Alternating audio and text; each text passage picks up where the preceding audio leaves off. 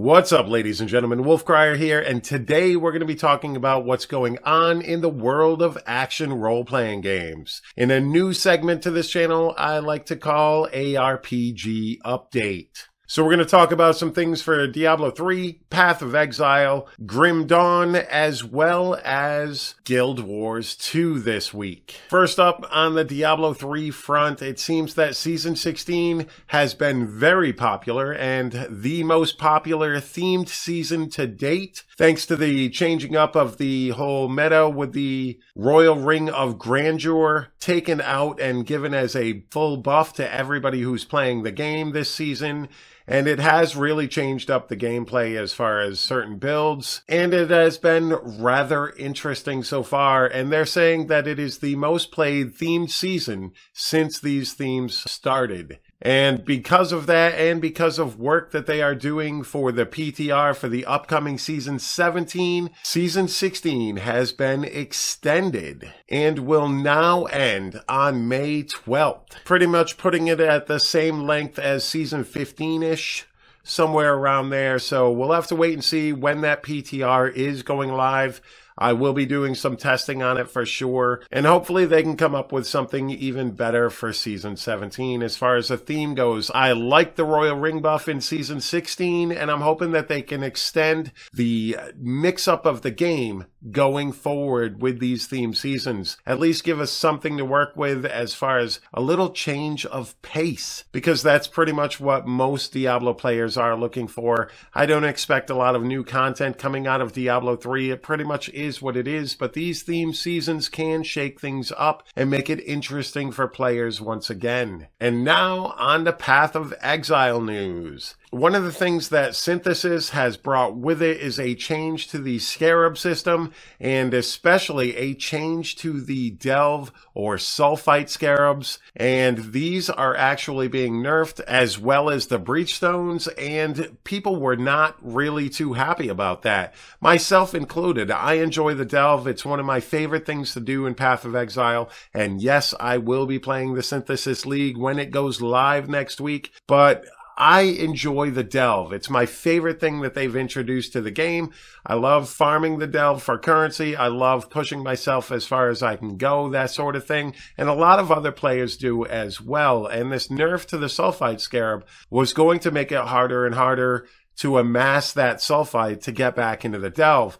But thankfully this week they have announced that they will be changing the Nico occurrences on maps, and now every time Nico's on a map, 3 Sulphite nodes will appear, which is very, very good, because you were pretty much stuck at the hands of RNG as far as how much Sulphite you are going to get during a map, because there could be between 1 and 3 nodes, and now this actually takes a lot of that RNG out of it by giving you 3 nodes all the time, every single time Nico appears on the map, which I think balances out the whole Sulphite Scarab thing, at least, because there is a nerf to the Sulphite Scarab, but now you're guaranteed 3 nodes when you enter a map. Another thing that Path of Exile sent out was they tweeted this picture of Xana. And this is a very new character model for Xana, and hopefully what people are thinking is happening is that most of the character models are going to get redone in the game. The game is capable of very good graphics, but in a lot of the starter towns,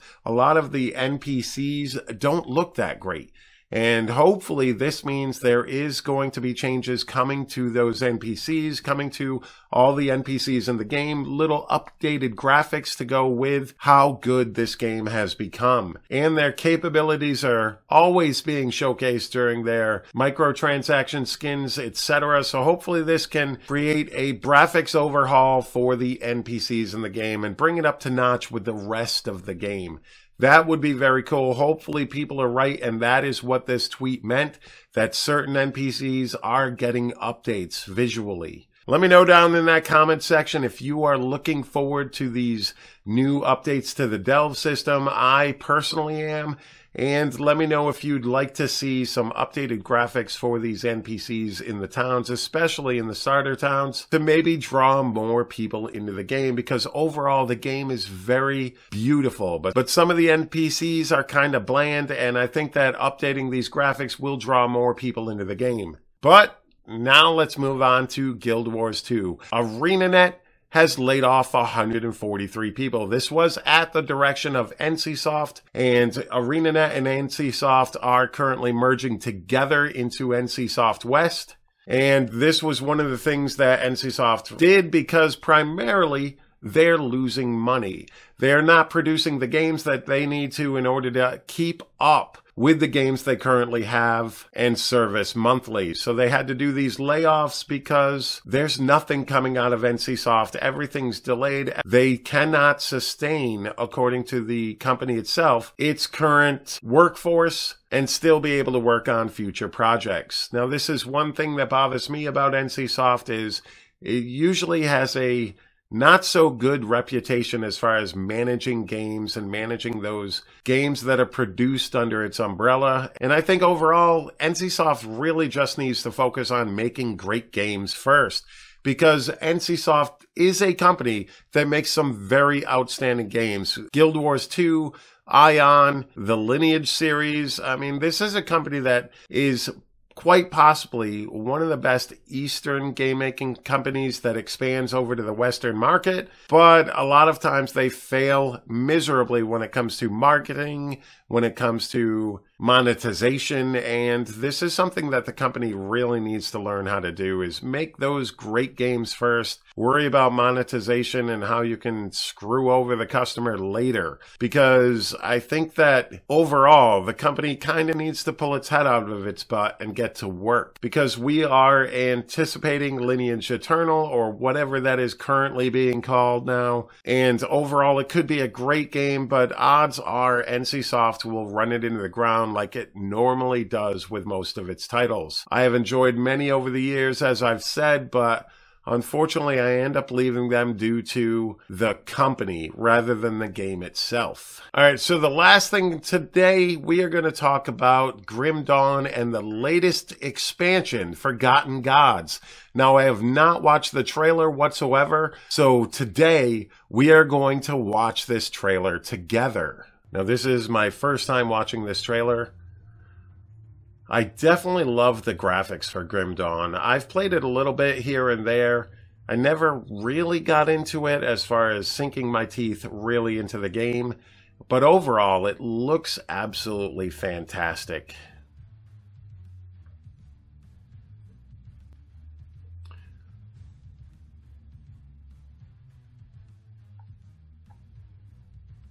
I mean, those monsters right there, look at those. Absolutely beautiful.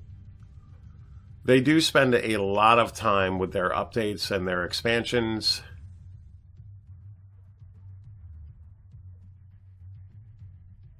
And you can tell this company, Crate Entertainment, puts a lot of heart and soul into Grim Dawn. New mastery classes. One of my favorite things about Grim Dawn is the fact that you can have so much build diversity in the game, and with their dual class system, you can combine multiple classes together and create a new class altogether. And just look at the graphics. I mean, that's absolutely amazing. It rivals any ARPG out there today.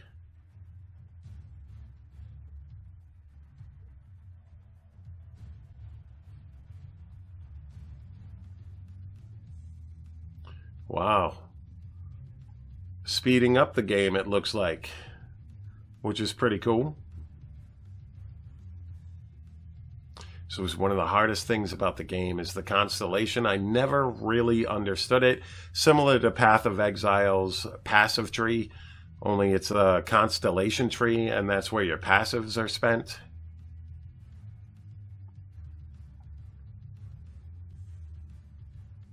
Overall, these graphics look absolutely insane.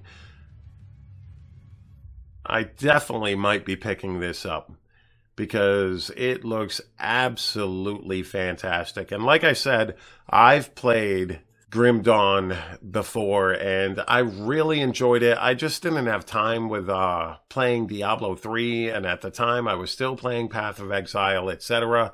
And I just really didn't have the time to really dig deep into the game, and it definitely looks like a fun game to play, a very good ARPG, and they are constantly working on updating it and adding expansions to the game. And the time that I did play was quite enjoyable, and the storyline was pretty good as well. I never really got into endgame, but perhaps one of these days I will revisit Grim Dawn. Very well made ARPG. If you have not played Grim Dawn, it's on sale on Steam quite often, so you might just want to check out the base game, see if you like it, then look into these expansions. All right, ladies and gentlemen, so there we have ARPG Update. My very first episode of this. Hopefully we can keep this going every single week. And I will get some tidbits of news out to you, ladies and gentlemen, and we can see where it goes from there. Let me know down in that comment section if you want me to keep doing these ARPG updates and get you the news for action role-playing games for the week, because this is definitely something I'd be interested in doing, so let me know down in that comment section. Also, don't forget to subscribe to the channel if you're not already. Greatly helps out, and hit that like button. And as always, thank you so very much for taking the time out of your day to watch my video. I always greatly appreciate it, and you all have a fantastic day. Peace.